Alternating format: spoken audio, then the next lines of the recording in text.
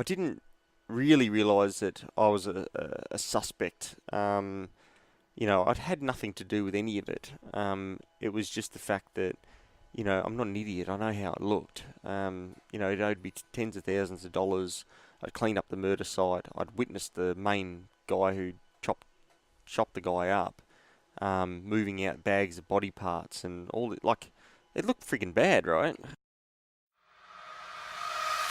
What is up, everyone? I am Lachlan Samuel, and this is the Open Up Podcast, the show where real people open up and share real stories of struggle.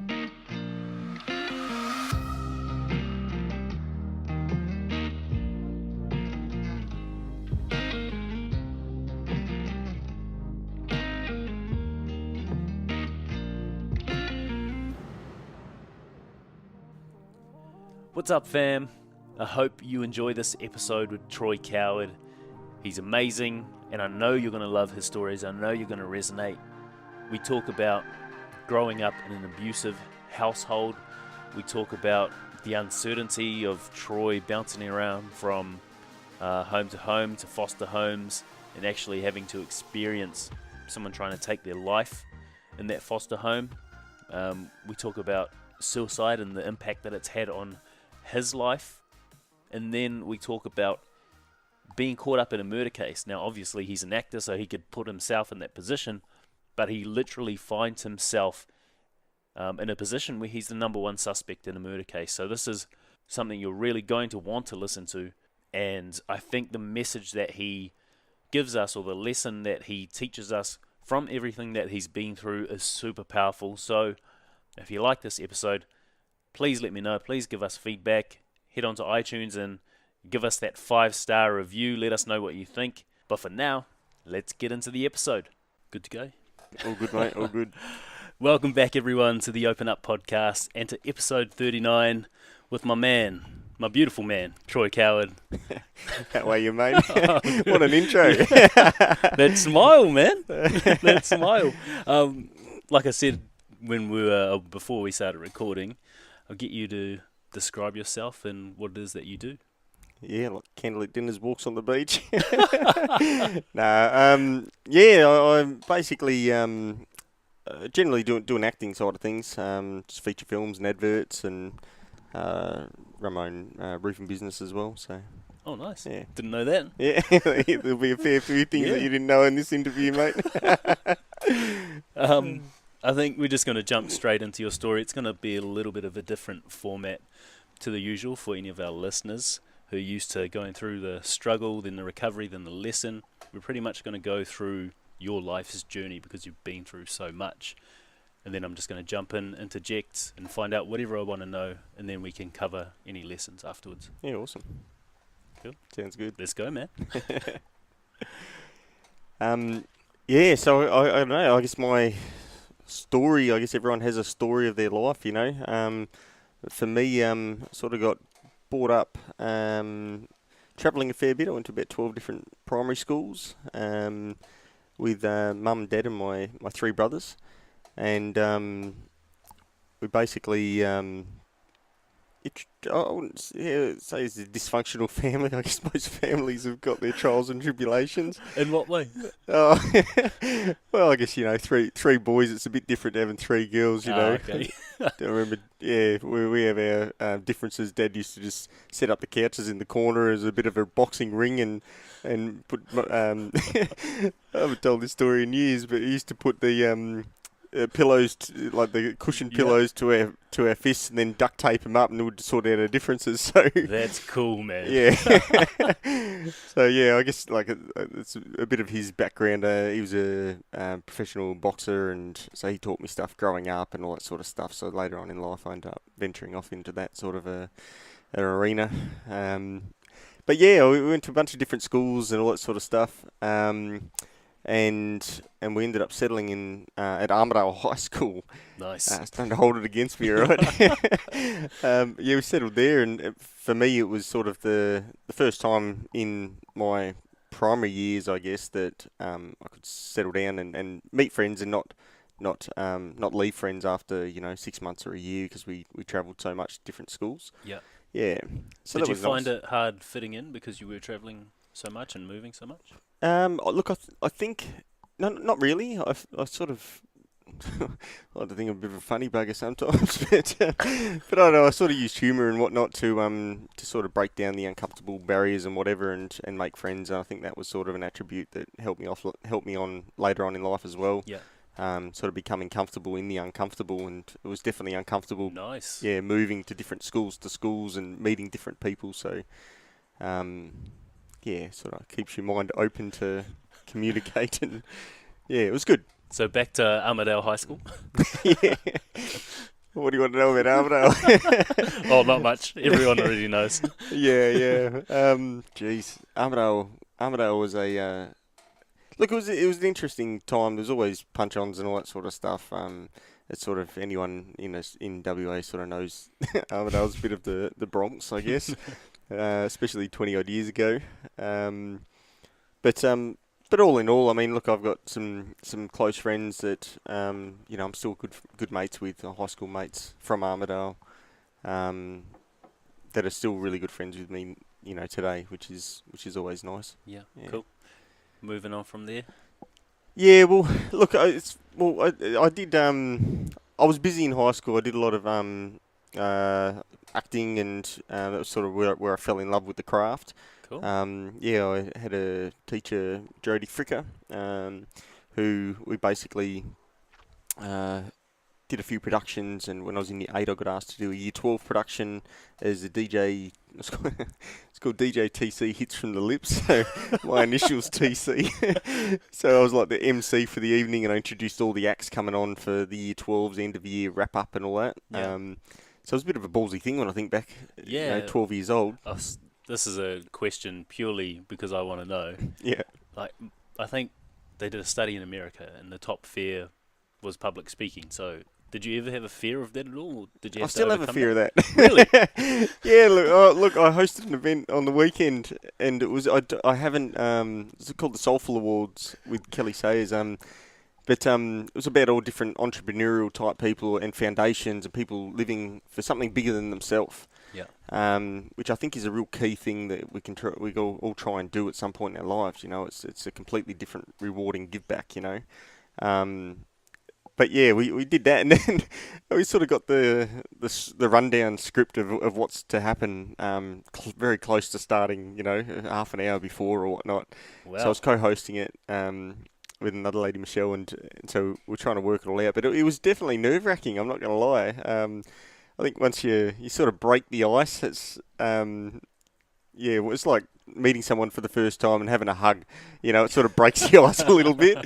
For me, doing that, and we had a room of about 150 odd people, and at the convention centre, and so yeah, look, public speaking for sure. It's still something that I think you get a bit of nerves because everyone's scared of getting judged and Yeah, of looking course. bad. It's true. It's all egotistical, but it's definitely something that you got to wrap your head around and go. You know what? It will be what it will be. As long as you give it a crack and Yeah, give it your best, then what's the worst that can happen? that's it, my man. Yeah. You can carry on from there, from your TC from the lips. Yeah, exactly. Yeah, that was an interesting one. But yeah, I did that stuff in high school, and then got involved in like the Rockers Deadford and all that sort of stuff, and then come out of there. And yeah, later on worked out at the police academy in their scenario training unit as a professional actor, and did that. Which is funny because I wouldn't have got that gig if it wasn't for a friend in high school that I did drama with. So 5 years later, she hit me up and asked me to audition for a job, and I said, "Audition? What do you mean audition? You mean a job interview?" And she's like, "No, it's audition. It's for an acting job." I was like, "Oh, okay. I didn't even know that was a thing." Um, so anyway, I worked out at Maylands in the Junior Police Academy in their scenario training unit. We did gang warfare, domestic violence, suicides, robberies. And it's the way that the cops basically, the recruits that go through the academy, they basically deal with a criminal or a good guy or a gay character or whatever it is in a safe environment. So Yeah. that was interesting. So, did you reference that in your audition for the bikie movie? No, I don't think I did. No, we cut for that one. We cut together a bunch of different demo reels of other bikie characters and all that sort of stuff.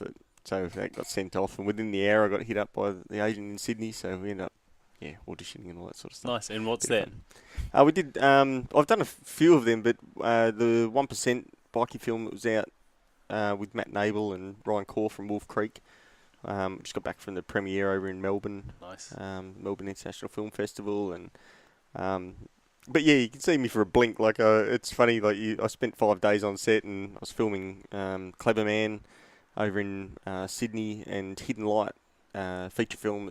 We got the premiere at Fringe Film Festival coming up in a couple of weeks. That's cool. So yeah, it's funny. Like you don't know what's on the cutting room floor. You know, he's sort of juggling stuff, and so that one I was being given a bigger character, but would basically because I was filming other stuff, the schedule clashed. So anyway, we did a few days. It was good fun.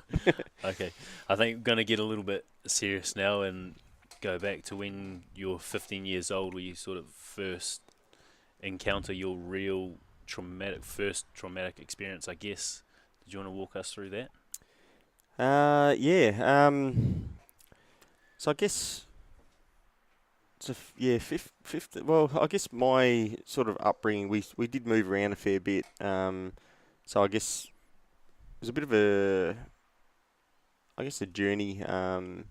We moved to a bunch of different properties and all that sort of stuff. In Norseman, Kambalda, Kalgoorlie. Wow.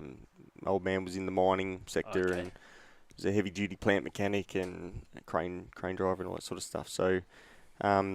But yeah, there's just, I guess, interesting nights. He'd mix that with booze, and he'd had the diagnosed schizophrenic, and Really? so look, he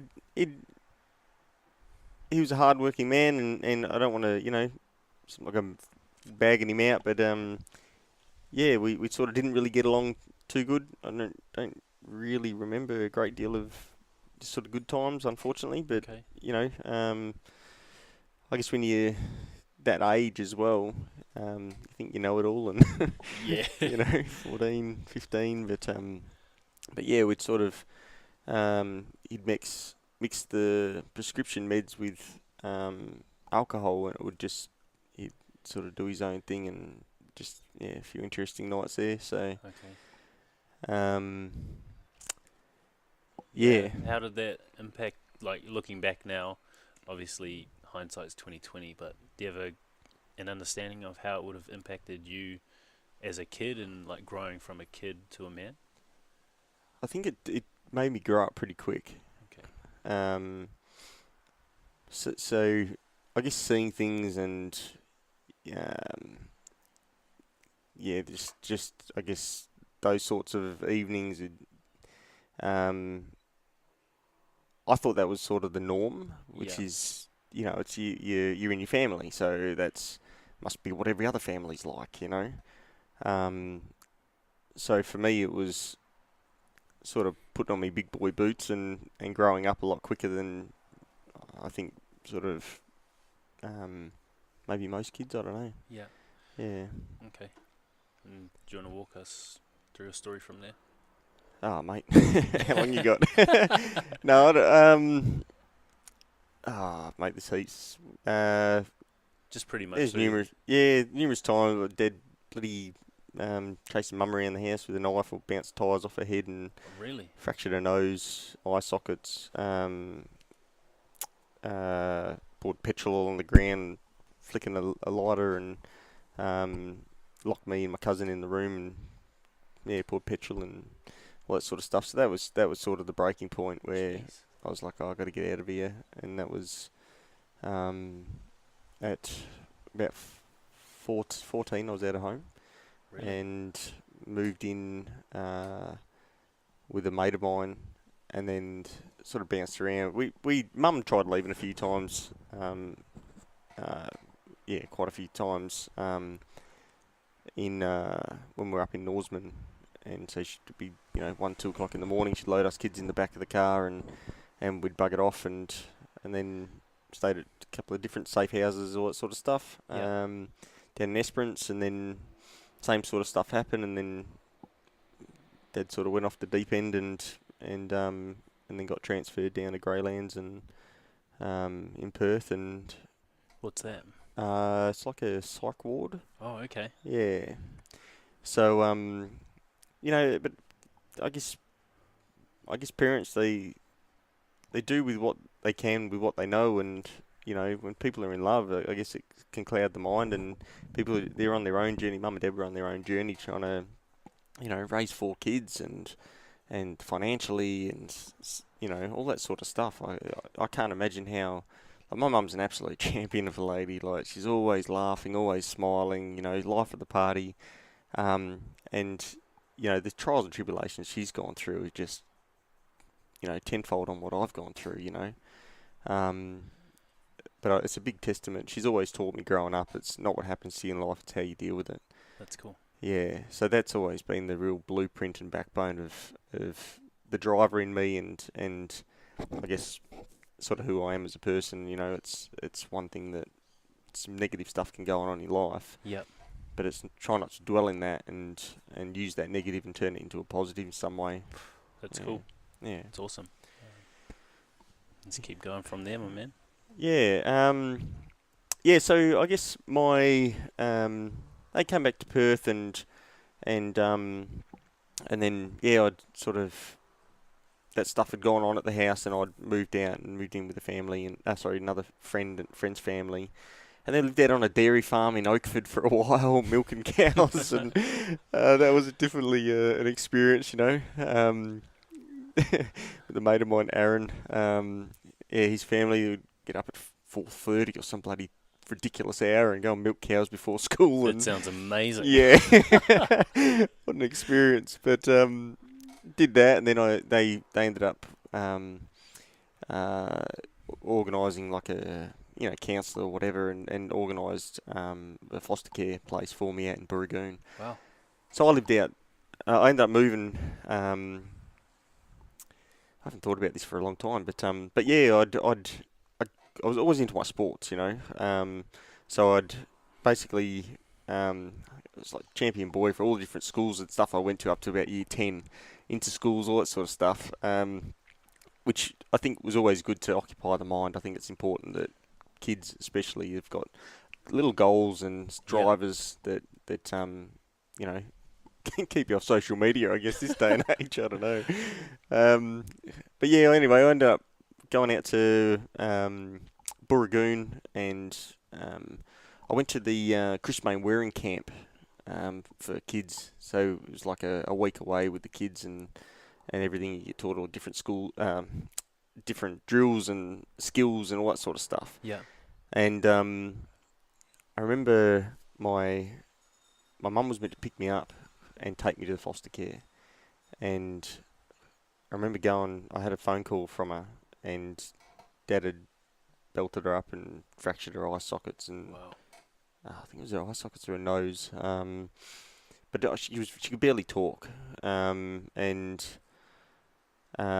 so I was just upset, distraught, whatever, 14 years old, and anyway, she couldn't come pick me up, and so Chris Mayne Waring actually offered to take me to this foster care place, and then anyway, I ended up went there and had any foster parents, all that sort of stuff, all the people who look after you, and there was another young girl there who was about 16, I think, 16 maybe 17, and I was there for maybe 8 months or something like that. Can't really remember, to be honest, but I was there for about that, and the first thing that the first time I encountered someone going through a lot of shit in their life was one night there where the young girl locked herself in the bathroom, and she, with the razor blade, she was trying to cut her wrist. Jeez. Okay. And the parents of the foster parents, whatever, they couldn't get in, and so they'd asked me to climb through the top window. They opened up the slider top window for the bathroom and pushed me through, and then obviously she was, it was a horrible experience for both of us, Yeah. But I've just tried not looking at her and open the the door, but she was in the shower, cutting herself, and so the foster parents, they came in and grabbed her, and then I went to school the next day. I was catching 2 buses and a train to Armidale. So I'd do that, and because I wanted to be in the same. I could have gone to a different school, but it was the first time I was with, a whole bunch of kids that I'd got to know over, the past year or Felt whatever. comfortable in that group. Yeah. So anyway, we did that, and spoke to a mate of mine, my best mate in school, and then his dad said, "Look, this is ridiculous. I'm gonna get you out of there." And so I moved out to Byford and lived with him and his family and everything, and they were just fantastic. So you actually spoke to someone about that incident? I spoke to. I didn't talk to a counsellor or anything. I spoke to my mate Matt and his dad Grant and that, and so yeah. It's a big move for a kid. Most kids wouldn't know what to do with that sort of experience. Yeah, look. I guess the decision was sort of taken out of my hands. Me sharing, I guess, or telling Matt what I'd gone through. He shared that with his dad, and his dad, he had a bunch of companies and 36 acres up in Byford, and businessman, all that sort of stuff, but just a really genuine top bloke. Yeah.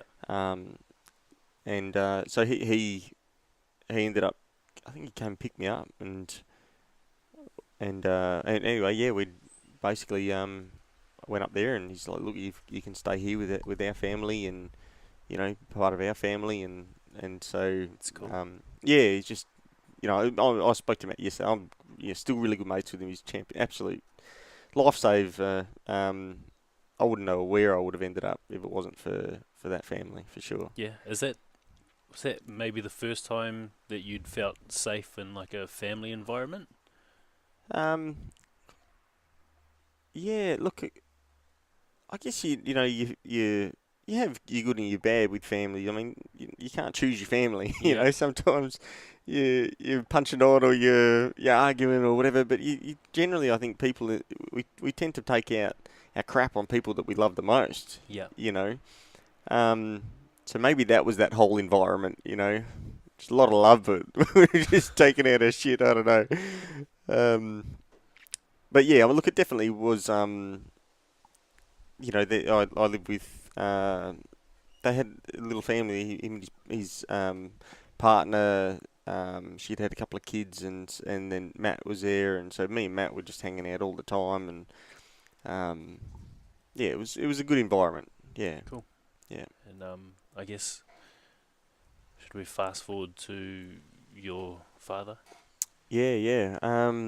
Yeah. So I lived up there for a bit, and me and the old man didn't get along very well, and so it was maybe it was sort of on and off. We really didn't talk for a few years, and then so I was up at the house, and it's about maybe 8:30 or 8 o'clock or something at night, and I remember Grant saying to me, "Do you want to come for a drive?" And I thought we were going to get Macca's, so I was like, "What kid doesn't want to go get Macca's at that time?"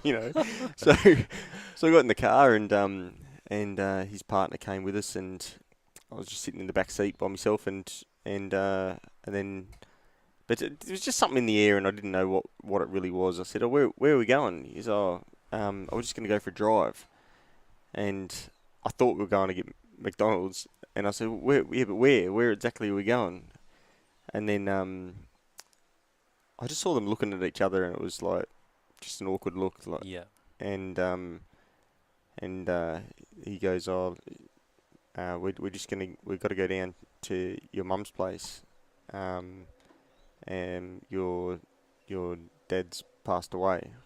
Jeez. And I didn't know what to think, to be honest. I remember saying to Grant, I said, "Oh, how?"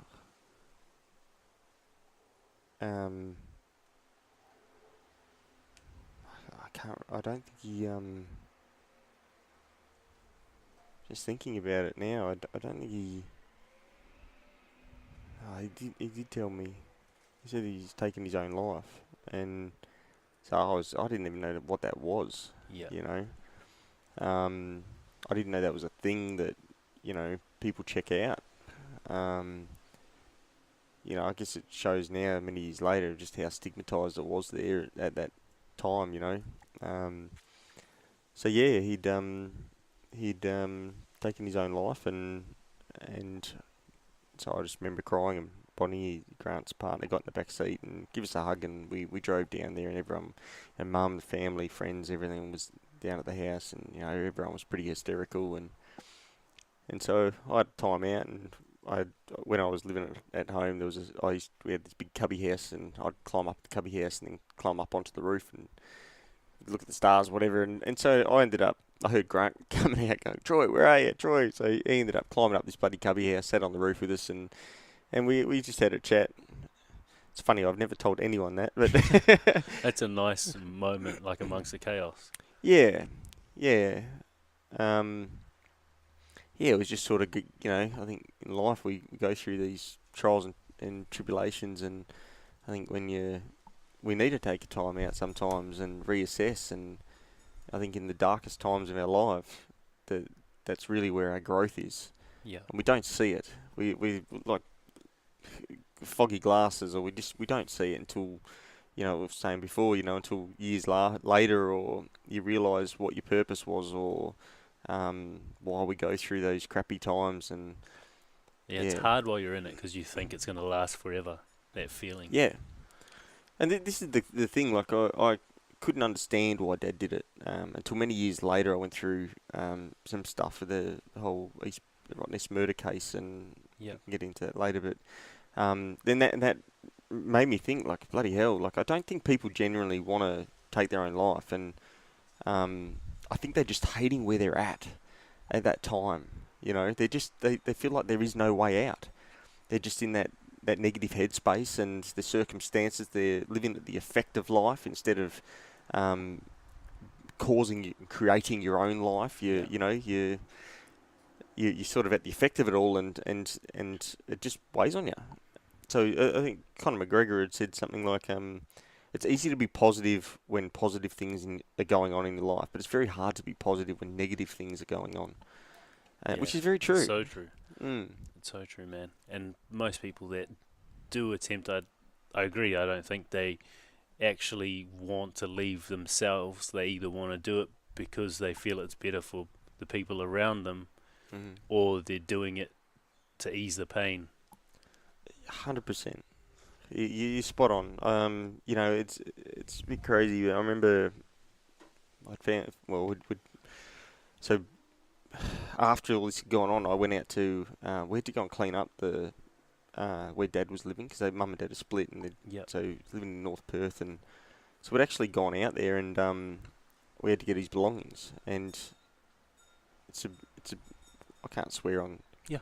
Okay. Well, it was a bit fucked up. Like, I went with Grant and Bonnie, and me and my older brother, and I remember seeing there's still the cord from where he hung himself. So, What? which it was a bit, I think, not thought out. Yeah. Definitely. Bringing the kids and seeing that. So, but it was very sad. Like he'd unfortunately tried gassing himself the night before, and then Mum and that went and realised there was the mains broken, whatever, and then took his own life the next night. But we'd basically cleaned up the place, took his belongings and everything, and then I moved back in with Mum, and brothers, sort of an older brother and a couple of younger ones, and tried sort of being a bit of a mentor, if you will, to especially my younger ones. But there was we all dealt with it different. One of my brothers had gone through heroin and died twice, and hit the no Traxone program twice, and two of them have been locked up, and so I was sort of went the other way, where I was Dad was a boxer, and Yep. and so I basically he taught me stuff growing up and all that, but then he wanted me to fight, and he was sure I'd do well at the States and the Nationals and blah, blah, blah. But because we just didn't get along, I was like, nah, F you, I don't want nothing to do with you. Yeah. I don't And want to be like you. yeah, it was just, yeah, I guess there was a bit of that, for sure, but it's, it's a bit weird, like, after that had gone on, there was a lot of regret, and, we don't realise, like, how can I explain this? Yeah, you don't realise. Oh, jeez. Is it just like the fact that you didn't put any effort into like reigniting that relationship at all, or? Yeah, well, you think people are going to be around forever. Yeah. And this is for any of the listeners out there who are listening to this. Pick up the phone and call your loved ones. Like, don't wait till something stupid happens, or there's a car accident, or someone dies, or whatever it is, because tomorrow's never promised, and we all think that we're all going to live forever. We all think we're bulletproof, and we think everyone's going to be around. And it's not until someone does pass away where we reassess, or something, traumatic, or the cancer's killing everyone. It's horrible. There's so many different diseases and whatever else out there.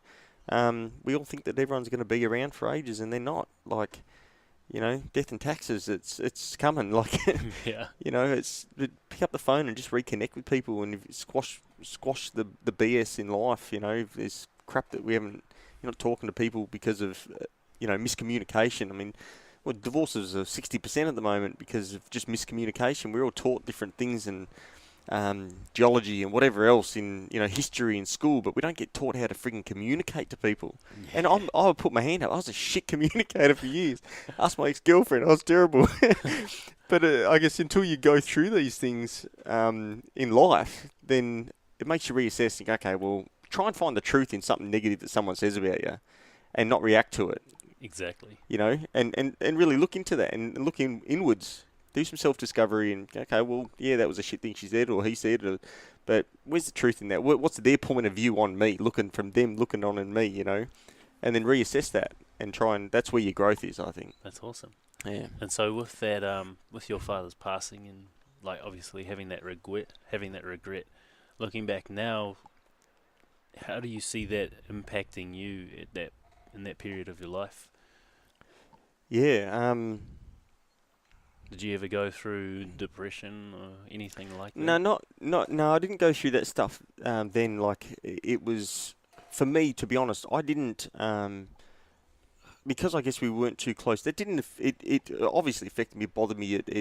I had an outlet of boxing. I sat down with Mum and said, look, I'm going to do what Dad wanted, and I want to join a boxing class and try it. So within 3 months, I'd fought a guy, he was ranked either, I don't know which one it was, either first or second in the state. But I stopped him in the first rounds, broke 2 of his ribs, broke his nose, and then went to state titles and nationals. And within the sort of 10 to 12 months, I'd won this. I was first in WA, and I was ranked second in Australia. But that was my why, Yeah.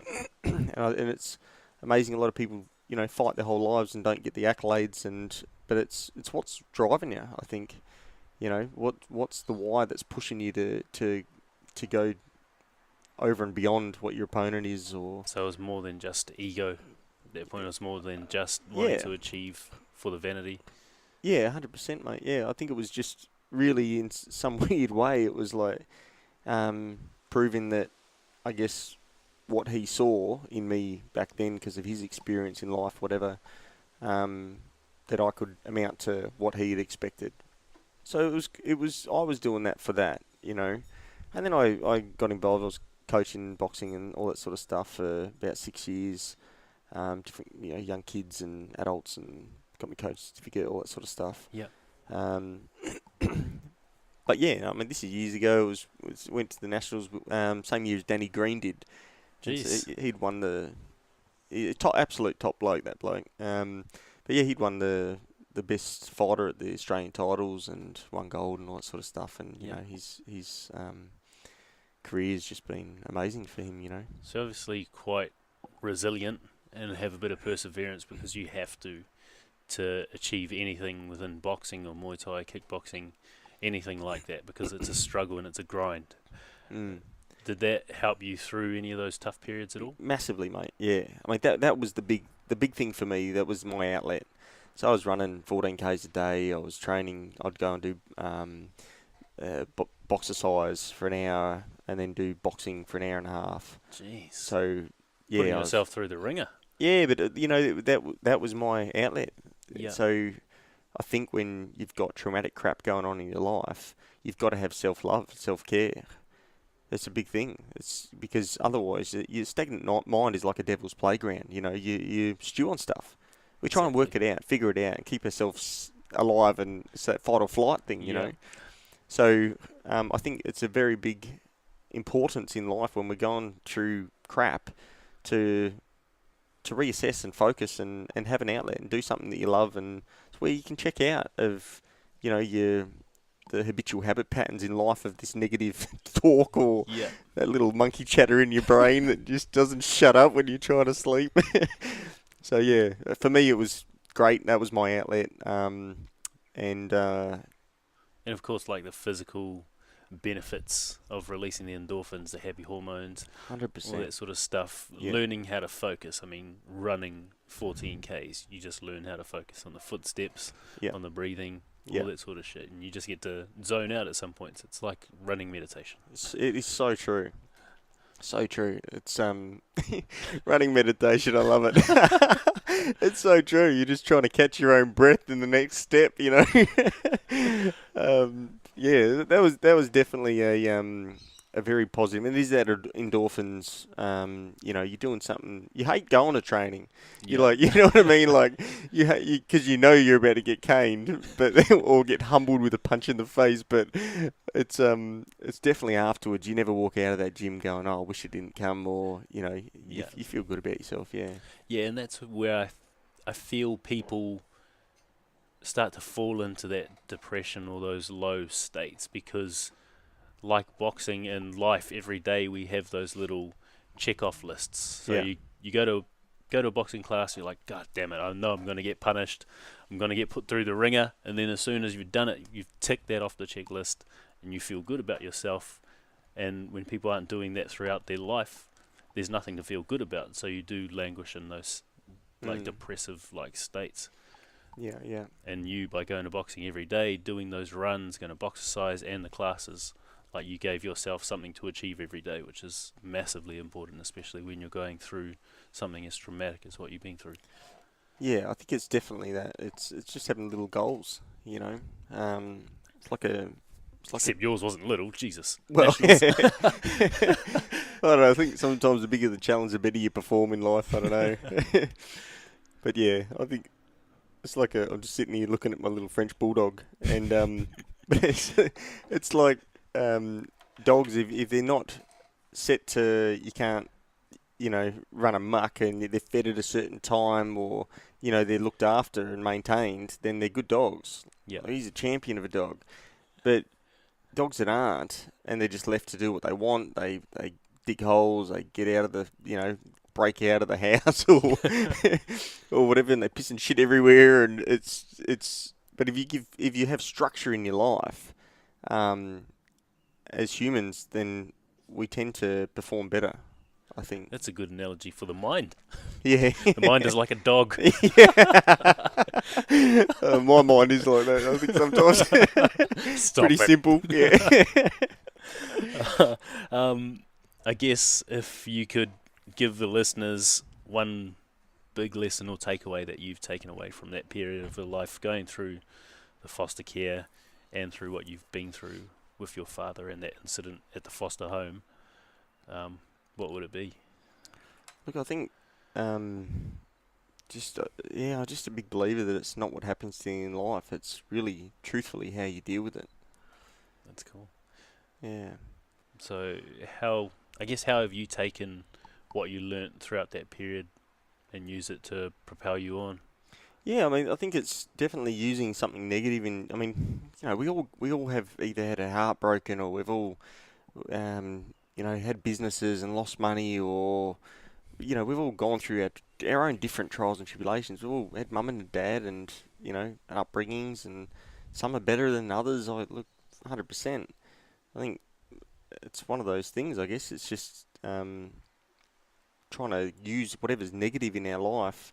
Um, I take away things that with me that happened in my childhood, and I go, you know what? There's no way I'll be that man to my kids or you know. Yeah.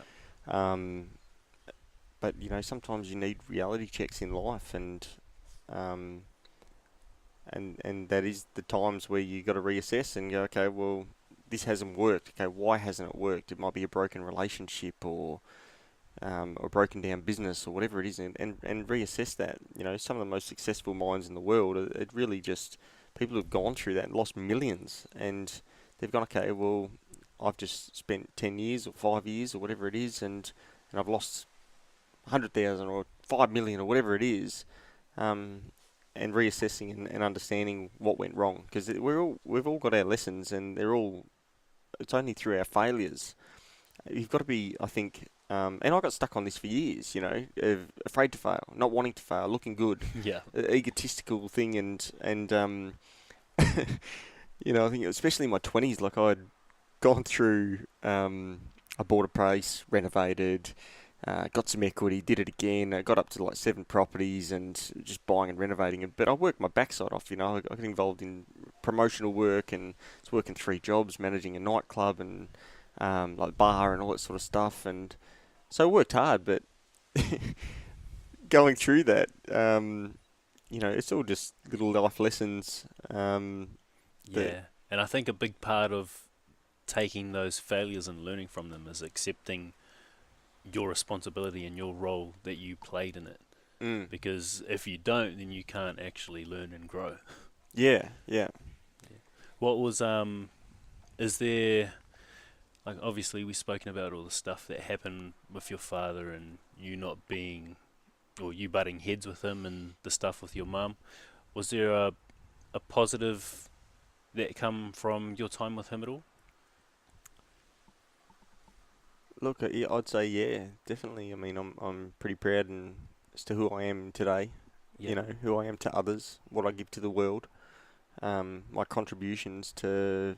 I'm doing a lot of work with Lifeline. I'm ambassador for Lifeline. I've done one of the camps with the kids from Zero to Hero. So we took 30 kids away and taught them about in mind health and did poetry nights, all that sort of stuff. And that was a real turning point for me to get me more involved in that aspect. I've done like 25 feature films now, and just got back from a tour with some stuff with a feature film in Malaysia, and then just got back from China, Hong Kong, Macau for a couple of other feature films. Got the lead in, and so using my platform now, really just trying to be for the greater good, and to Awesome. sort of share my story a little bit and inspire, if it can, inspire a little bit of hope in people who are going through some trials and tribulations, to realise that it's just a shitty moment that you're going through now. It's a dark cloud does not hang over the same house 24/7. It pisses off, and eventually, and the sun comes out. It's powerful. You're a quote machine, man. I know. I've been reading numerous books before you got here. Oh, that's gold, man. And do you feel like how you used wanting to prove that what your dad saw in you was right, from his experience? Did that propel you to achieve what you have within the film industry, or has that come from a different source? Yeah. I don't know. I think the film stuff is a passion. It's something that I feel is a bit of a legacy in a way. Like I love film. I love doing all that sort of stuff because it's something on tape, or it's something that's there forever. Yeah. So it's the one thing I think we can go, like I ran my own roofing and building company and all this sort of stuff for years, and we take before and afters of shots of jobs and whatever, but it's not until you collaborate and put it all together and you have a little book of a few years, you see the history of what you've actually achieved. Yeah. And I think with film it's a bit like that, but you do a film and the producers cut it, edit it, it goes out there to the world, and and it is. It's a bit of a legacy. So Yeah. it's something that I want to keep exploring. And but now setting up our own suicide prevention foundation. And Sick. so I think that aspect of destigmatizing the subject of suicide is such a big thing. Yeah. Like I was saying, 20 odd years ago, it wasn't so much. It wasn't spoken about so much. It's funny, I did a film, have you heard of Catherine Langford from 13 Reasons Why? No. Netflix series. No, I haven't watched that. She's got like 12.5 million followers now. Jeez. Yeah, she's done great guns. She was in that Love Simon movie that's Okay. just been out. But she's on the Ellen DeGeneres show and Jimmy Fallon. It's basically the 13 Reasons Why. It's about a young teen that goes through school and she takes her own life, and she sends tapes basically to her classmates and whatnot. And it's like, is their role, like everyone's, what's their role that makes someone make a decision, or the Really? impacts? Yeah, That's powerful. it's full on like it. But what it was, it really got the world talking. Because look, I do a few public speaking events and whatever with destigmatizing the subject of suicide, and sort of share a bit of story and whatnot. And the Catherine Langford stuff, it just put it out there in a big way. Yeah. Um, it's I don't know. It's It's awesome. But if you feel compelled to like spread that message, then you probably are the person to do it, considering what you've been through, Well, I which is think a shitload. well, our past just creates us to who we are. We either embrace it, neglect it, push it to the side, but we're not living our true self. When you only embrace your own shit, you realise that, okay, well, this is me. This is Yep. what's made me. This is all your thought patterns, and generally it's either fear or love. You're either coming from a place of fear or love, and if someone says something negative to you, it's, well, how do you react to that? Do you either give it in love or fear, and it's fear of being hurt or whatever. So you bark back, or I don't know. I think life is just one big learning curve, and we all fumble through it. And Yeah. I'm no different to anyone else. We all have our bad days. And it's important to take those learnings to help other people as well. Yeah. So I hope you do push on with it. Yeah, mate. Yeah, 100%. I mean, that's the biggest thing. Sort of, coming from. I think you can go through that process of having properties and bullshit, and at the end of the day, I mean, yeah, it's all good. It's materialistic stuff, but it's a lot different to a warm fuzzy when you go on and work them. Warm fuzzy. It's like you give back in some way, and you're doing it for no other reason other than just trying to give back and share your sort of your journey for the greater good. And I just see that the whole Catherine Langford thing, that was something that it really got the world talking. It was such a stigma. No one wanted to talk about it. No one wanted to open up, and it's like you're the sheep or you're the shepherd. And their production company was the shepherd that just decided to go, you know what, we're not going to be a follower. Let's raise the bar. Let's get it out there. It's going to be awkward as shit, but look, let's get the subject. And that's a brave move. That takes a lot of courage, because that could have bombed really badly. Yeah. Hey, and look, it was very controversial because, obviously people are emotionally attached to the fact that they have lost ones from suicide. Yeah. And it's an awkward conversation. It just is. Like, how do you bring up talking about suicide or someone taking their own life? Because you don't want to tread on toes. People are highly emotional about it, especially if it's recent. They're trying to understand why, how did this person do it? Why would they leave me? Why would they choose that? And but it brings me back to what you were talking about before about what was it? People who do that and take their own life. Is it because they're doing it because they're wanting to release someone else of the pain, or to not have them there? Or I think the biggest thing that I realised, which I want to do, I'm working together with some people at the moment about putting together this documentary on the effects of suicide, because every person that does take their own life, they're directly or indirectly affecting 135 other people. Jeez. Yeah, which is scary, and but then they've checked out, like they've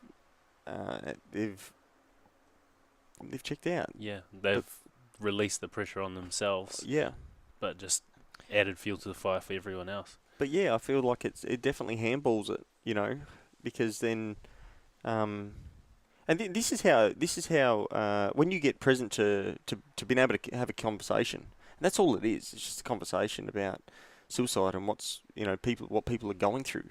It's like when you come in today, you said, "Oh, how you going? Yeah, good. Are you happy?" Who asks that? Not many people ask, "Are you happy?" Yeah. You can have properties, you can have whatever it is, the wealth, the bloody 10 girlfriends, whatever it is. Whoa. I'm just saying I don't, but I'm just saying for the listeners, yeah. But you can have all that stuff and life be good. But yeah, it's different to being real. Yeah. Because a lot of that stuff would just be a mask to feed the ego, to feel good about yourself, yeah, and to be perceived as successful. yeah. And how many people do that? Everyone, Yeah. brother. In one way or another. Everyone. Yeah. I think we're going to fast forward. You touched on it a little bit, or you mentioned it. The Rottnest case. Do you want to walk us through that one? Yeah, so that was a big, we have a few life-changing things in our life, circumstances. So, yeah, for me, I guess give us a rundown of like where you're at in this stage of your life first, and then go through it. Yeah. So where I was then. Yeah, just in terms of like where you were business-wise, Yeah. relationship, all that sort of stuff. Yeah, cool. Yeah. So look, I'd had a reno roofing business, all that sort of stuff. That I'd successfully for 9-10 years grown, and we'd had an office. 20 odd staff, like we were kicking a few goals, and I thought, I'd made it. And, I had a bunch of properties and all that sort of stuff, and, life was good. I went out with a business coach, and we got on board another business manager, and blah, blah, blah. She was running a $100 million company, so she was probably overqualified to come on with me, but that's where I wanted to go, And so anyway, we'd gone out the night before for drinks, and because bank account was all right, we were kicking goals, and then we'd I've probably jumped ahead there, but so I'll backtrack a little bit. But so I'd had a property in East Perth, and I was living up in another property that I had up in the hills, and I'd basically had it leased for maybe 8 years. I never lived in it, but it had pool, spa, sauna, gym. It was quite the bachelor pad, should I say? Yeah. And anyway, the tenant had moved out. I thought, this is crazy. I'd finished renovating, fixing up another place and whatever, and I thought, this is crazy. I'm like 25 minutes to the city. I may as well live in East Perth. I had the office in Northbridge, so... And we're always going out and that, and so... Be a nice, easy place to go back to. Oh, very simple. I don't know. I had rocks in my head for not doing it many years earlier, honestly. It's so stupid, but anyway. So I decided to go in there. I'd fixed up the place, whatever. Got it, ready to move into. I thought I'd move into it for 6 months or a year or something, and then sell it. Yeah. So I did this... I had about 20-odd mates, 25 mates come over. We had barbie and drinks and whatever, and one of the guys there that I knew through the boxing sort of scene, he's like, oh, awesome pad, blah, blah, blah. Be keen to rent it if you're interested in renting it. And I think the top rent I'd had back then was maybe $600 or $650 a week. And he goes, look, I'd be keen, $800 a week. I took it off the 800. He was cashed up. His family owned a big business and whatever. So, yeah, look, I thought about it, and I thought, well, it makes sense. I'll be up, 6 months in the mortgage and blah, blah, blah. Oh, yeah, all right, I'll sort it out. So anyway, he ended up moving in, and then little did I know, he subleased to another guy. Okay. Then he rang me a few months later, and a couple of months later, and asked for my swipe card because he'd lost the set. It was all BS because he's just handballed the other. So they both had a set, whatever. And then, long story short, they've ended up. He's got another guy in. They've had a fallout. He rang me and said, "Look, I've had a fallout with this guy. You're gonna have to deal direct with him." I said, "Well, you're on the lease. That's not the agreement we had." And so anyway, this other guy ended up moving in. He'd buggered off. The guy that I knew. And I met with this guy, and a bit of a rough-looking character, and but at that point he was on time with rent and whatever, and I thought, Yeah. okay, and yeah, one thing led to another. After a few months, things started going a bit pear-shaped, and he'd explained to me that his missus had left, and he'd basically she'd locked all the bank accounts and whatnot, so he was going through a tough time. So anyway, it obviously this went on, and then he ended up owing me thousands of dollars. I couldn't get him out of the place, and so I confronted him about it, and then he threatened to shoot me and rape me and all sorts of crazy stuff. Jeez. And little did and then I found out through other people that he was some standover guy and a bit of a gangster and whatnot. So this went on for, I don't know how long, 6 months or a year or something, to the point where I'd organised for him to move out. We'd sort of come to good terms, and I'd organised for him to move out. And I went there to collect the keys, and some other guy was talking through the door, and he said, "Look, don't make it a bigger deal than what it needs to be. Come back in a couple of hours. I'm cleaning up the place." I said, "Well, where's this Stephen Cookson?" And he said, "Look, I don't know. I haven't seen him in weeks. I'm just cleaning up for him." And we'd had an argument through the door, but I had a real estate mate of mine there to value the place and whatnot. Yep. And so we'd buggered off. We came back 2 hours later. There's a couple of other guys in the room covered in tattoos and face tattoos and all sorts, and they were moving out bags, and I started measuring up to fix up the place and whatever, and they've gone to leave, and I said, "Are you going to come back and vacuum and clean up the place?" And he laughed. He goes, "No, you're dreaming." And then the three of them buggered off, and then I basically ended up stayed there till midnight cleaning up the place, and I just thought, another shit tenant, I've just had crap luck with tenants, unfortunately. But this was one, and I'd basically cleaned up the place, and I'd had about a week and a half before Christmas, so my plan was to renovate, have family and friends and that come over. So I'd lifted up all the carpet, put all new floorboards down, new blinds, fixed up the place, Yep. renovated it.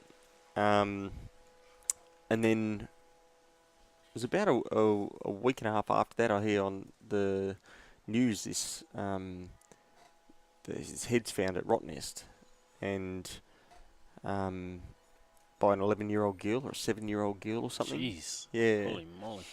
Yeah, so, and one of my mates actually joked about it, because I hadn't heard from this Stephen Cookson guy, and he owed me thousands, and I just hadn't heard from him. His phone was off, and one of my mates actually joked about it and said, wouldn't it be funny if it was that guy?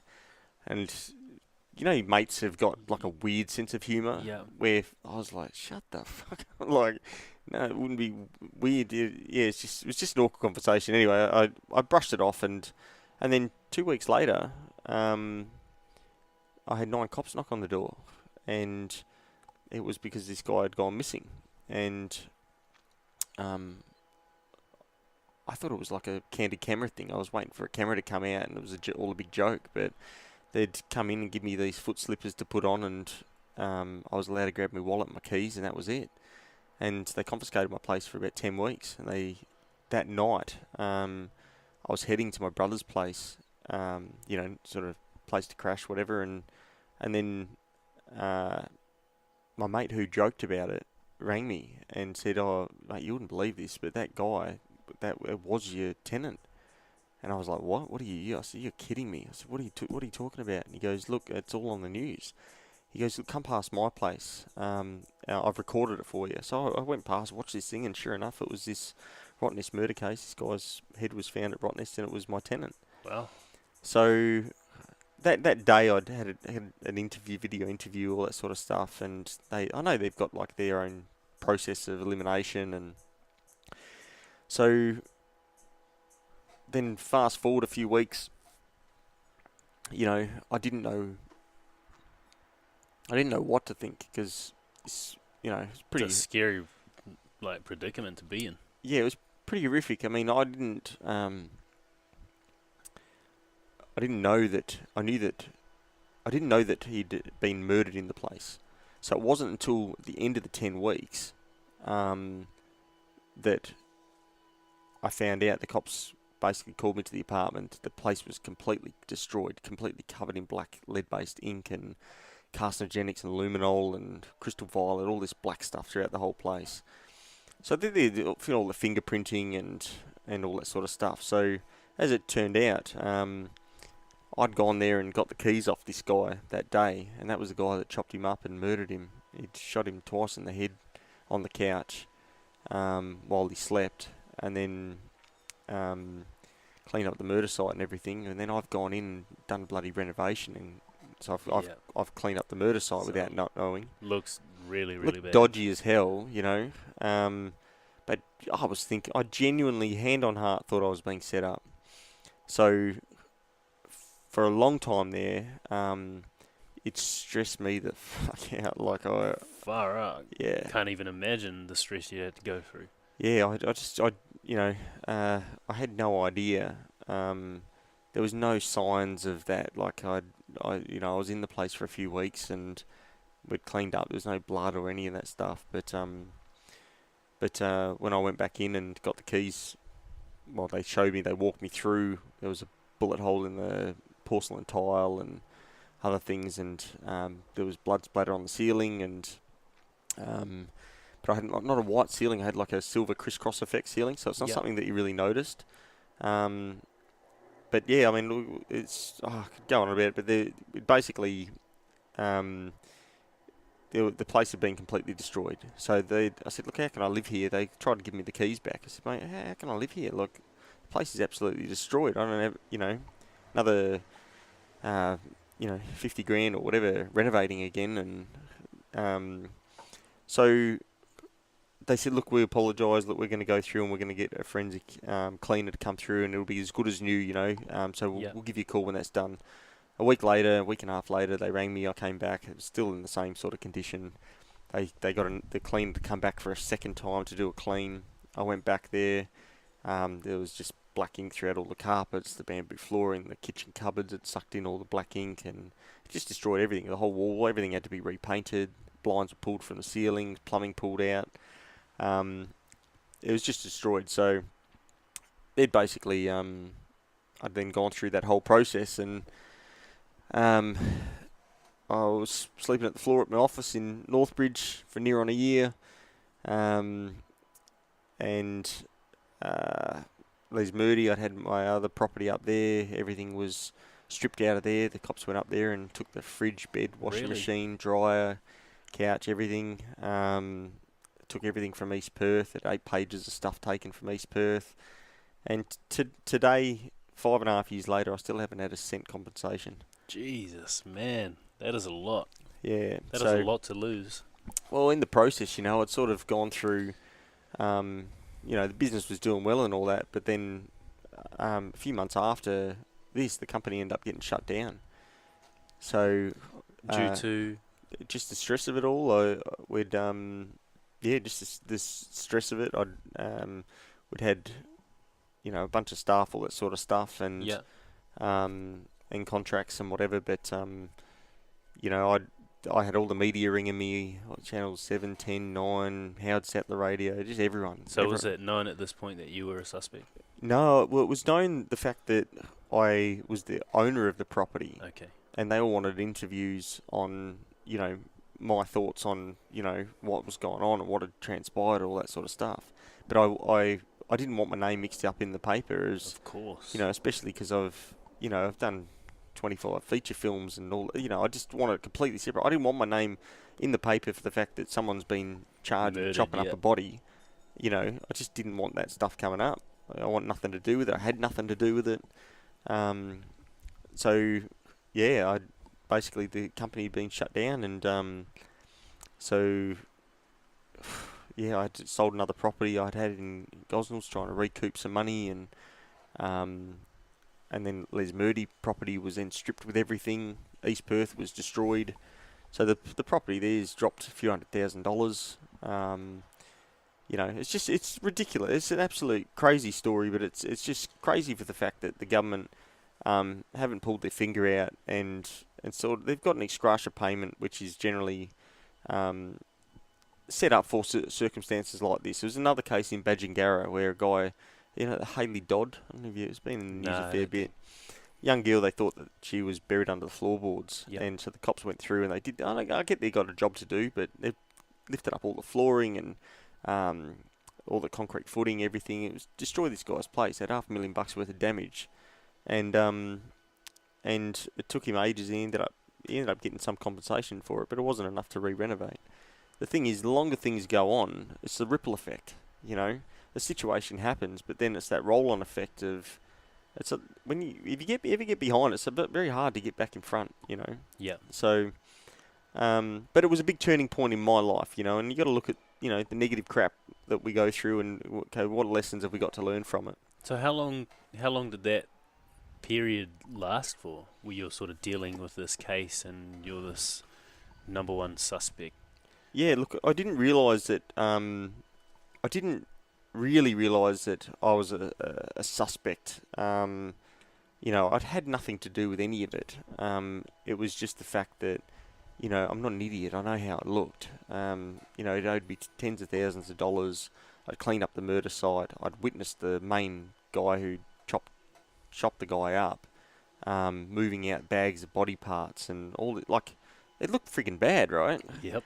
And I said to the cop, I said, how long have you been a cop? And he goes, 35 years. I said, great. They've got the right guy for the job. I said, because I'm not an idiot. Like, I know how this works. I understand you've got an elimination process, all that sort of stuff. But, I had nothing to do with any of this. And, you go through and do whatever investigations you need to do to clear, find the guy and clear me and whatever. But,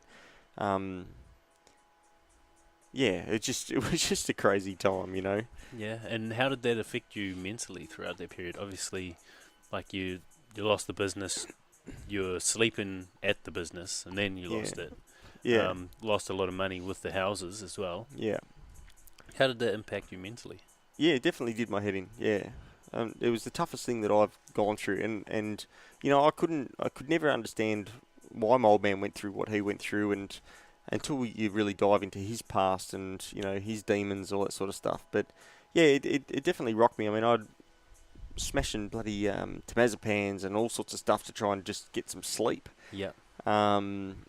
But then on top of that, then running a business and learning how to refocusing and regathering and regrouping after still the so much unsurety of what the outcome was going to be. And I mean, the guy got arrested and locked up and all that sort of stuff, but we couldn't claim anything. We got told 2.5 years until the guy gets charged. So when the guy got charged, everything, we submitted all our documents and everything, and they got rejected. The claim for compensation got rejected by the government, saying it wasn't done in malice. The police didn't deliberately go in and do the damages. It was part of their job, and it's a poor response, hey? Yeah, it's shit. It's shit. And I get their job, and that's what they've got to do. But I've had my own private forensic investigation happen at the property, and there's still high toxicity report that's being done there. The levels of toxicity are still high. There was carcinogenics apparently used on the property, so it was unsafe. It was never signed off on by the Chem Centre, saying it's fit for habitation, so no one should have ever been able to get keys and go and habitate that place again. Yeah. I'd had a housemate come in, he was coughing up blood. He ended up moving out. I moved back out of the place because we're in the mix of still renovating and all that sort of stuff. Look, there's I can go into it in depth, but look, at the end of the day, there's so many things that should have got done and didn't get done. And, if I was to go into a cop's house and pour black ink throughout the whole house, I'd get arrested and thrown in jail. But how, in the legislation, is that okay for them to do that and go, look, well, sorry, I know you're left holding the ball with this, but here's the keys. It's bullshit. It should never be done, and that's one thing I'm fighting for at the moment, that legislation gets changed so other people don't go through what I've gone through.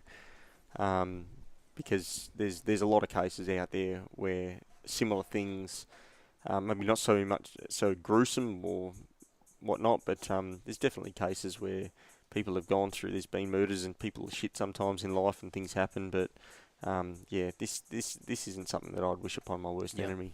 So you said in relation to your dad, you couldn't understand what he was going through until you went through something similar yourself. What did you actually go through? Yeah, look, I think with that aspect side of things, I struggled with the company and everything going down. Like, I'd really struggled. You work 9-10 years for something. Yeah. You expect a good outcome. You know what I mean? So it's like when you put in effort to something. Like, I hate losing. I don't know what it is. I can't stand coming second in a running race. Like, but yeah, it's for me. It was something working towards something for so long, and then have that be the outcome. And it's just it's life's trials and tribulations. But going through that, and then I really struggled to regroup, and really I linked a lot of my I guess who I am as an individual, self-worth. Self-worth, and to my wealth and to what I'd created, and to my big thing was I didn't want my kids going through. I want to give them everything and give them stuff that I sort of didn't get as a young bloke, and that is that using, I guess, your life lessons to either do go down the same path and or try and reinvent the wheel a little bit and go, okay, well, that was then, and this is what I want moving forward. So yeah, that was a tough nut to chew. I struggled with wrapping my head around that, and giving up the office and all that sort of stuff. Just purely because it was like linked to that identity you'd created at the time? Yeah, I think big time it was... Obviously having a bloody bachelor pad in East Perth, Jesus. You would have had a massive ego, surely. Well, no, I think it was... Yeah, I definitely decked it out like that, but but I think it was... Yeah, it was a lot to do with ego and a lot to do with, that I always looked at, I guess... what do women want as well? If you're in a relationship or if you are a bachelor, then it's always attractive. If you're I don't know, I should probably go down this path, but I don't know. Like, women, they want someone who's secure, and they want someone that's the best communicator, the best lover, the best everything. So if you're not ticking every box, it's like, okay, time to work. So like a feeling of not really being good enough? Like having lost what you'd created, what you'd worked so hard for? Yeah, that was a big thing. Just losing the ego-driven identity of, okay, well, Troy is this, he's the properties and all that, all that. It's all bullshit, when you really get to the nuts of it. It's I think integrity is such a big thing in life. Yeah. Without integrity, nothing works. Without having integrity and our word, we can have materialistic stuff, but at the end of the day, it doesn't define who you are. And that was the biggest thing that I was looking at an outer perspective of my life and going, well, the materialistic stuff does define who I am because I'm a hard worker and I'm a this and that. Yeah. But I couldn't cut the cord for ages on that, and just going, well, you know what? That's a time in my life, And I think sometimes in life we do tend to drag the ball and chain, Yeah. you know, and the story. And once we can cut that and disassociate ourselves with, okay, well that was then and this is not now. And I think in life we only have moments. This moment here with you, we could think of. I've just got a bloody tattoo on my chest. The same it talks about that, where it's don't dream about the future. Don't live in the past. Focus the mind on the present moment, because that's all we really have. Yeah. You know, our present moments from this moment to the next define later on in life, or define our trajectory in life. And if we can learn from our past mistakes, then and turn those negatives into a positive, then hopefully we end up with a better life. Yeah. That's literally something that I think about when I read my vision board aloud every morning, is remaining in the present, because no matter how much you regret the past and dwell on the past or fantasize about the future, you can never get away from the past or manifest your future without working in the present. Yeah.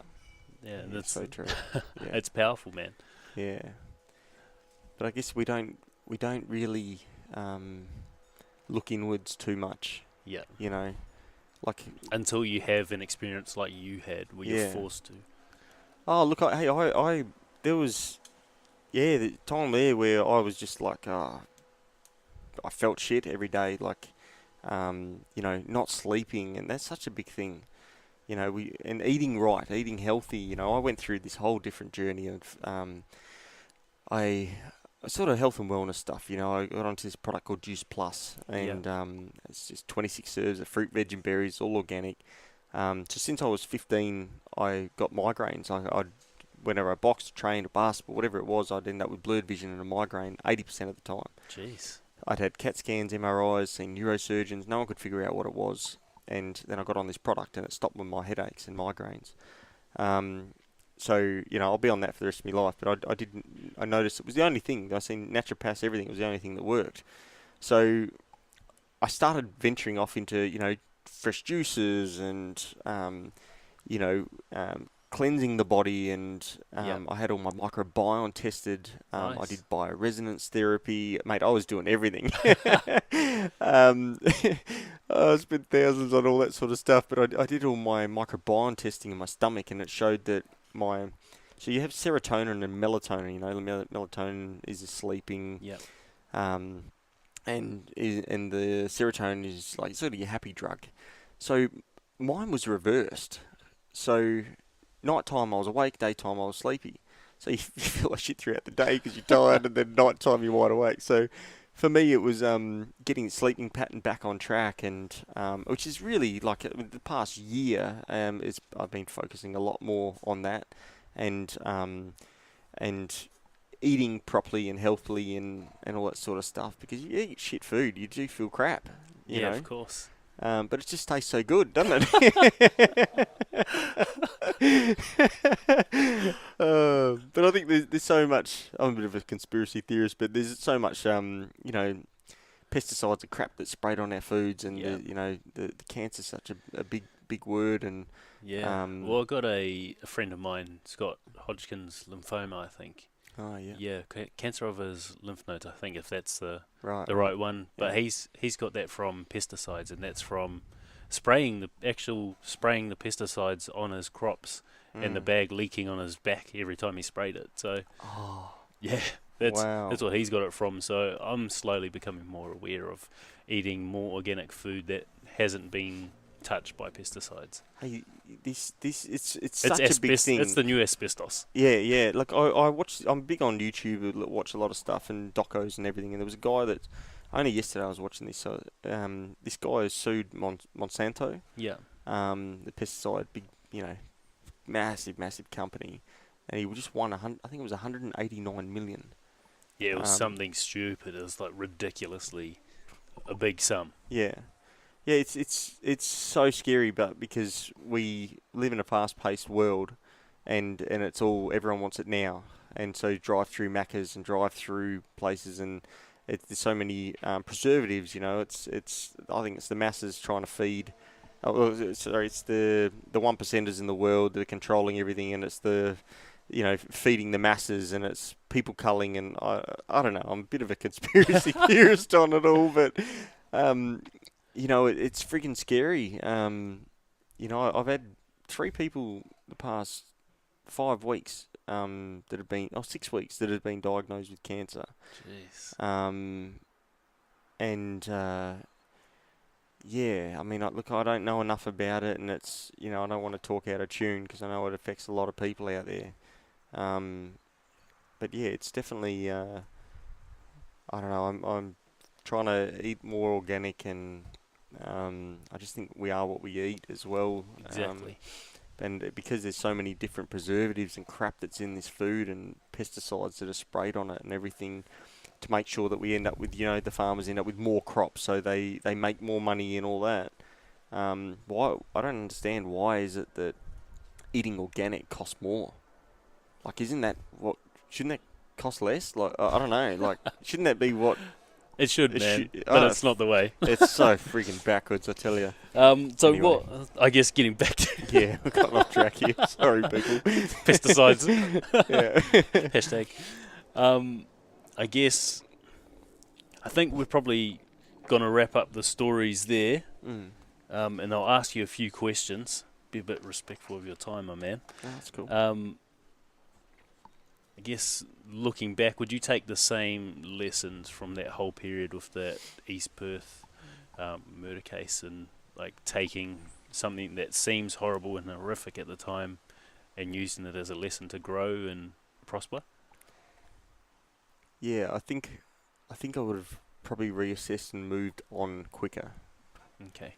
I think I would have come to a realisation that, not to dwell or live in the past, so to speak, with that, because sometimes in life we just can't control an outcome. Yeah. And we try to, because we're trying to stay alive and stay safe and that whole fight and flight thing. But I think it's I definitely would have tried to be more proactive in, not letting being at the effect of life. Yeah. Yeah.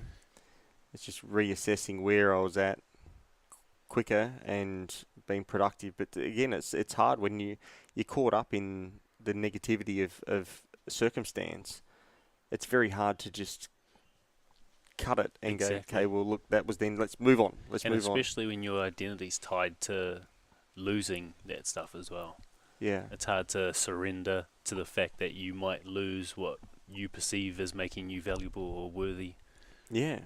But this is the beautiful thing about life, but because we go through this crap, but it's not until years later you realise, like, I've not been at a happier place, and I've gone through, long-term relationship breakup, I've gone through business and all sorts of stuff.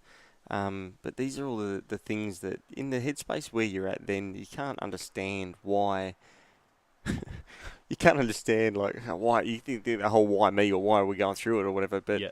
It's just life just saying, hey, listen, you're out of alignment with where you need to be, and what's your integrity, and where your heart desires. And I'd changed a lot of what I was doing to what I'm doing now, and living in my values and my passion, and it's amazing how life gets out of your way, and it's like the law of attraction, Yeah.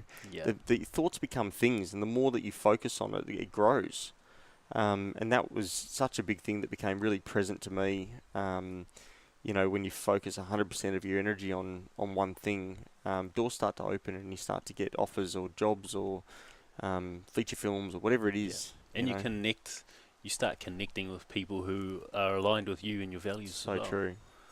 That's Yeah, awesome, like-minded people. Yeah. As I've always said, you're a product of your 5 best friends. Yeah. If you're you're deep. This is a dead set true story. When I went into the gym when I was 14, Tommy Greenwood, boxing coach there, he goes, Troy, if you here it's very simple. If you act like a dickhead, you'll be treated like a dickhead.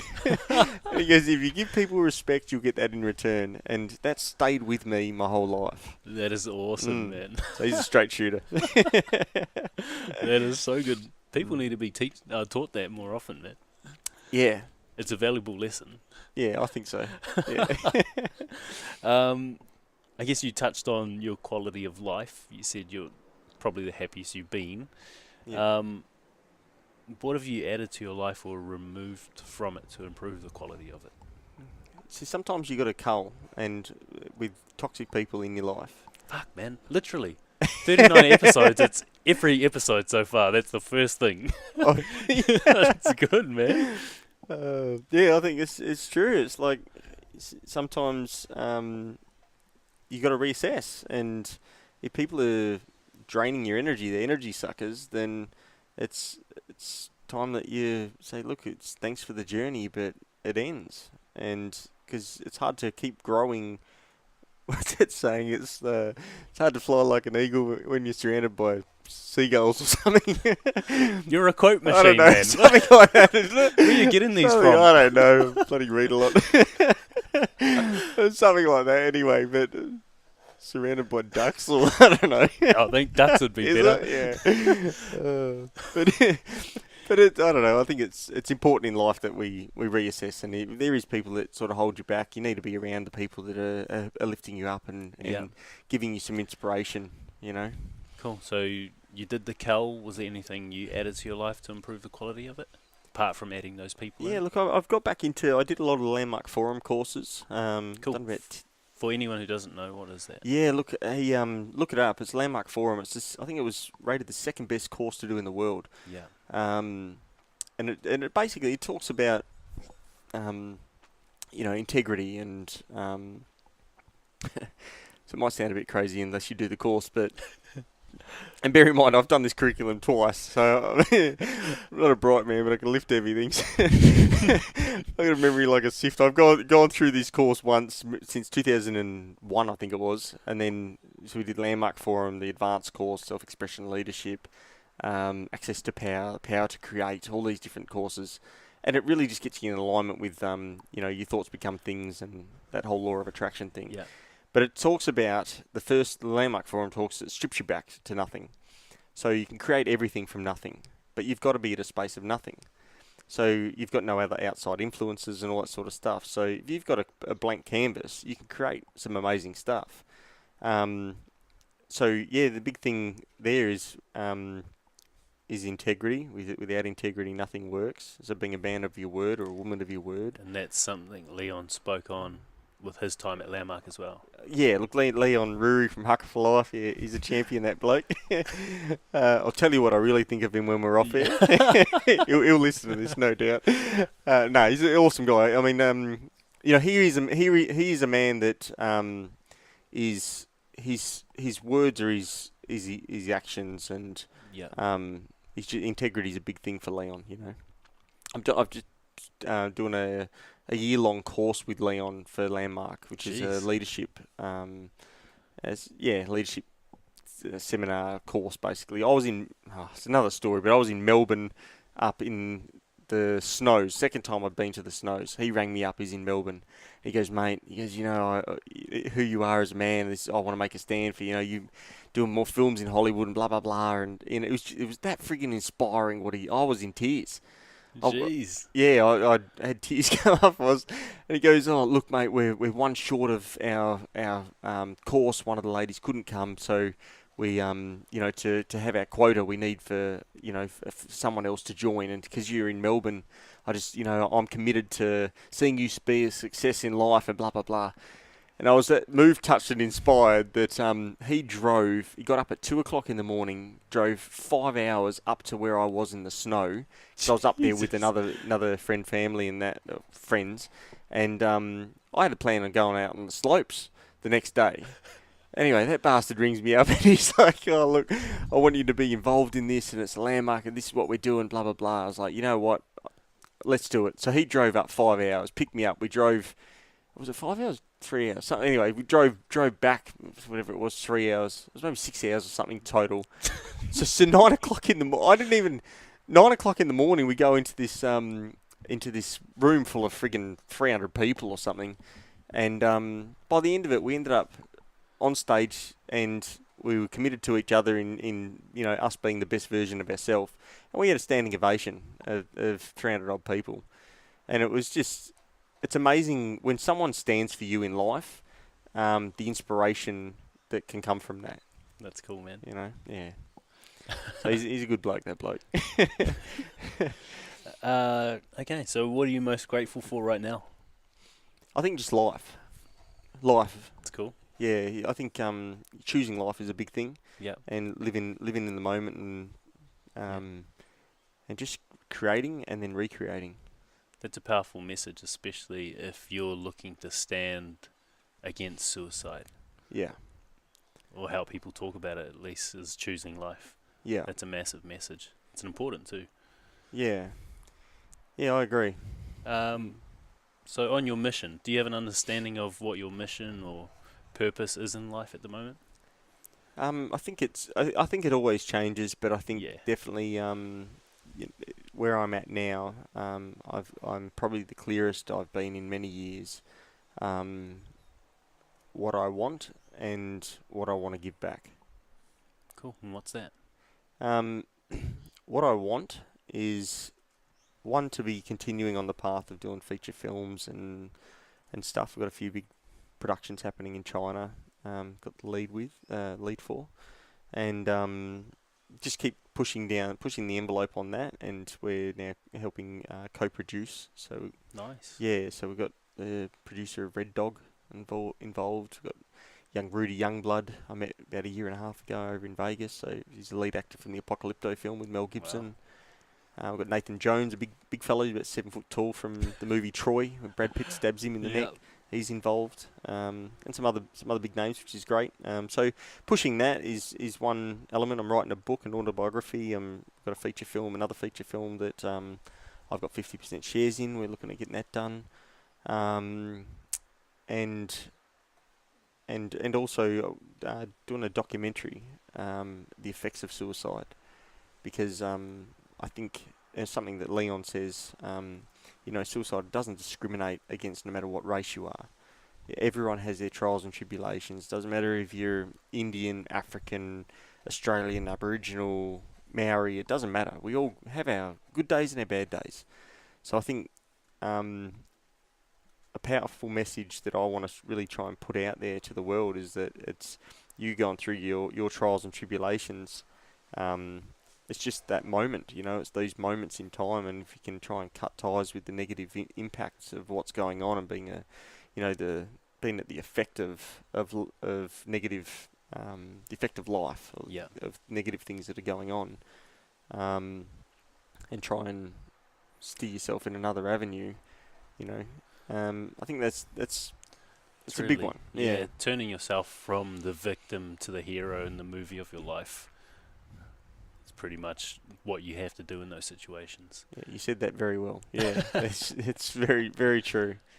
Yeah, it's not being at the effect of it. Yeah, it's awesome, man. Just recreating and giving back on that side of things, and try and just destigmatise this subject of suicide. When people start talking about it and sharing it. I mean, I was ashamed for years because it was like sort of frowned upon, and I just in my own head about it. I didn't, you meet especially meeting girls or whatever. It's it comes up, in conversation of, if your mum, your dad, your brothers, sisters, whatever. So yeah, it's something that I'd always sort of brushed under the carpet, and but And I told a story of my friend in high school getting bullied for losing his mum, and got you wound up, so I can see that it's going to be a passion of yours. Yeah, I mean, bullying a kid that's lost his mum is just shit. Like, we all need to wake up to ourselves sometimes, and I think as kids, I mean, it's tough as kids because, obviously I was an angel as a kid.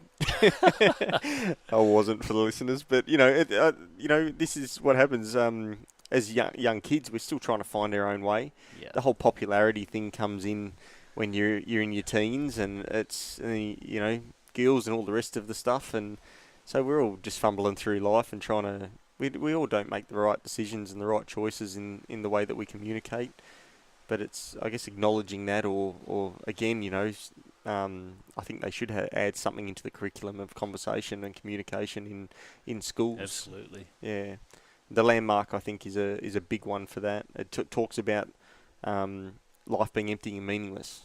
Yeah. And so what it really is coming back to nothing. Life is empty and meaningless. It's what you add meaning to. Someone could call you something, a dickhead or whatever, and you could laugh it off or you could take offence to it. And I think that's the big thing in life, is being able to water off a duck's back and just keep moving forward. It's powerful. Mm. It's awesome, man. Last question. If you had the chance to put a message on a billboard after everything you've been through, what would it be? I think the first thing that came to mind was choose life. Nice. Yeah. Either that or it's not what happens to you in life, it's how you deal with it. Both awesome. Yeah. That's cool, man. I guess to wrap up, I just want to say thank you for taking the time to do this and acknowledge you for being in the position you are, being this influencer in and around Perth, having the roles that you do within the film industry, but still being brave enough to speak up about something as horrific as what you've been through, both with your father at the foster home with that case, and I guess the other story we didn't get to talk about. But you've been through a shitload, and I just want to thank you, man to man, for being man enough to speak up. All good, mate.